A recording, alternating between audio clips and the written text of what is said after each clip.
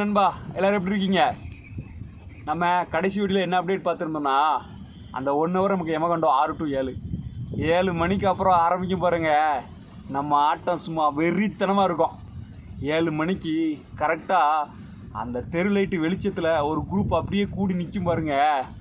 அங்கேருந்து ஸ்டார்ட் ஆகுங்க நம்ம ஆட்டம்.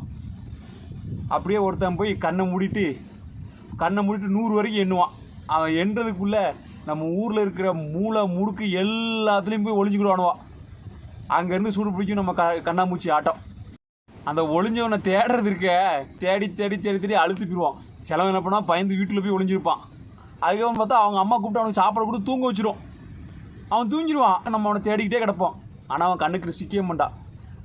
ஒரு 7 7:30 ஆகும். ஒரு அரை மணி நேரம் 3/4 மணி நேரம் அந்த விளையாட்டு நல்லா போய்கிட்டு இருக்கும். உடனே அங்கேருந்து ஆரம்பிக்க போகிறீங்க அடுத்த விளையாட்டு, திருடன் போலீஸ். அந்த திருடன் போலீஸ் இருக்கான் பாருங்க, அந்த திருடன் இருக்கான் பாருங்க, அந்த போலீஸ்கிட்ட பிடிபடாமல் ஓடுறான் பாருங்க ஓட்டம். அது மிகப்பெரிய ஓட்டங்க. அதுதாங்க அன்னைக்கு நமக்கு இருக்கிற ஒலிம்பிக்ஸு. இன்னைக்கு நம்ம எவ்வளோ ஓடினாலும் அந்த சுகம் நமக்கு கிடைக்கிறது இல்லைங்க. திருடன் போலீஸ் விளையாண்டுக்கிட்டே இருக்கும்போது சிலவங்க ஆகாமல் போயிடுவான். அதுக்குள்ளேயும் பக்கத்து வீட்டில் இருக்க ஆச்சி தாத்தா எல்லோரும் சத்த போட்டு என்னெல்லாம் எப்படி ஓடிட்டு எழுதிங்க, எங்கேயாவது ஒரு இடத்துல உட்காந்து விளையாடுங்க அப்படின்னு சொல்லும். அந்த அன்னைக்கு வட்டமாக உட்காந்து ஒரு துணியை கையில் வச்சுக்கிடுவோம். துணியை கையில் வச்சுக்கிட்டு போடுவானுவா. அம்மா வாசை அடுப்புல தோசை அப்படின்னு சொல்லி ஆரம்பிக்கிறது தான். இட்லி கொப்பரை தட்டி விட்டால் பறக்கும், டூன் துப்பாக்கி போலீஸ்காரன் பொண்டாட்டி, இப்படிலாம் விளாண்டுக்கிட்டு இருப்போங்க. அந்த துணி அப்படியே ரவுண்டில் சுற்றி வச்சு எவன் கிள்ளையாக கொண்டு வச்சுட்டு ஓடிடுவானுவோம். அந்த துணி எடுத்துகிட்டு அடுத்தல அவன் சுற்றி வரணும். அவன் வர்றதுக்குள்ளே அவன் மழை கொண்டு வந்து துணியை போடணும். அப்படி இல்லைன்னா அவன் அவுட்டு. அடுத்தல அந்த பையன் தான் அங்கேருந்து ஓடி திருப்பி சேம் விளையாட்டை ஓடிக்கிட்டே இருப்போம். அது ஒரு அரை மணி நேரம் விளையாடும்.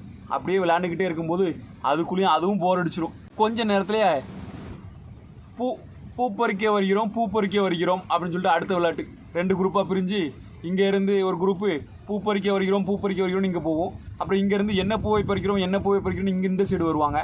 அப்புறம் யாரை விட்டு அழைக்கிறோம்னு சொல்லி இங்கேருந்து இங்கே வருவாங்க. அப்புறம் இங்கே ஒரு பேரை சொல்லுவாங்க, இங்கே ஒரு பேரை சொல்லுவாங்க. நடுமத்தில் 2 கோடை போட்டு கையை பிடிச்சி அங்கேருந்து இங்கே இழுத்து போடணும். யார் இழுக்காங்களோ அந்த டீம்லேருந்து இந்த சைடுக்கு வந்துடுவாங்க. இந்த விளையாட்டு அவ்வளோ ஒரு இதாக இருக்குங்க. இப்போ இருக்கிற கயிறு இழுத்தலுக்கு மிகப்பெரிய எடுத்துக்காட்டு 19 கிட்ஸான நமக்கு தான் தெரியும் அந்த விளையாட்டை பற்றி. அப்படியே கொஞ்சம் போய்கிட்டு இருக்கோம். நெக்ஸ்ட்டு பார்த்தீங்கன்னா ஒரு அடுத்த ட்ரெயின் பிடிச்சிடும். 2 பேர் இப்படி கேட்ட போட்டு அந்த சிலின்சில் ஒரு கையை கொடுத்துட்டு நின்றுக்கிட்டு இருப்பானுவான். ஒரு குடம் தண்ணி எடுத்து ஒரு பூ பூத்ததான், 2 குடம் தண்ணி எடுத்து 2 பூ பூத்ததான் அப்படின்னு சொல்லிட்டு 10 குடம் தண்ணி எடுத்து அப்படின்னு சொல்லிக்கிட்டே இருப்போம். 10 குடம் தண்ணி எடுத்துன்னு சொல்லும் போதுக்குள்ளே மணி 10 ஆயிரும். பக்கத்து வீட்டு ஆச்சி 10 குடம் சொன்ன உடனே பலார்னு ஒரு வாளியிலேருந்து தண்ணி எடுத்து ஊற்றுவா போகிறீங்க.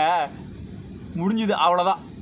அந்த 10 குடத்தில் தண்ணியை நம்ம ஊற்ற வேண்டாம், பக்கத்து விட்டு ஆச்சி நம்ம மேலே ஊற்றி விரட்டி விட்டுருவான். அதில் விழுந்தோம் தப்பிச்சுன்னு விழுந்து எந்திரிச்சு ஒருத்தன் ஓடுவான் பாருங்க. அப்பா அதெல்லாம் சொல்லவே முடியாதுங்க. ஆனால் உண்மையிலேயே 19 கிட்ஸோட வாழ்க்கை ஒரு மிகப்பெரிய வரப்பிரசாதம் தாங்க. சாயந்தரம் ஸ்கூல் போயிட்டு வந்ததுலேருந்து கழுதை சொல்லுவாங்கள்ல, கழுதை மாதிரி தான் கிடந்து ஆடுவோம். அப்படி ஆடிட்டு அதுக்கப்புறம் தான் வீட்டுக்கே வர்றது. வீட்டுக்கே எப்படி அடித்து தூக்கிட்டு வருவாங்க. அந்த மாதிரி தான் நம்ம விளையாண்ட காலங்கள் தாங்க 19 கிட்ஸோட காலம். அந்த ஆச்சி நம்ம மேலே தண்ணி ஊற்றும் போது நமக்கு அவ்வளோ கோபமாக வரும். ஆனால் இன்றைக்கி அந்த ஆச்சி ஊற்றின தண்ணி நம்ம மேலே படாதுன்னு ஏங்கின காலங்கள் ஏக்கங்கள்லாம் இப்போ நம்மக்கிட்ட இருக்குது. உண்மையிலேயே நம்ம தொலைச்ச சந்தோஷம் இதெல்லாம் ரொம்ப அதிகங்க. 19 கிட்ஸ் நம்ம உண்மையிலேயே ஒரு கிஃப்ட் தாங்க. அதாவது நமக்கு முந்தின ஸ்டேஜையும் பார்த்தோம், நமக்கு பிந்தின ஸ்டேஜையும் பார்த்தோம். ஆனால் நம்மளை மாதிரி கிரவுண்டில் கிடந்து ஆட்டம் கூட்ட ஒரு கிட்ஸு வேறு யாருமே இருக்க மாட்டாங்கப்பா. இதில் நீங்கள் யாரும் 19 கிட்ஸில் இருந்தால் கமெண்டில் கண்டிப்பாக சொல்லிட்டு போங்க. முயற்சி உங்கள் ரத்தத்தில், வெற்றி உங்கள் காலடியில். இது வீர விளைஞ்ச மண்ணு, நெல்லை பிரபாவின் தர்பார். சேர்ந்துருங்க, நம்ம கலக்குவோம்.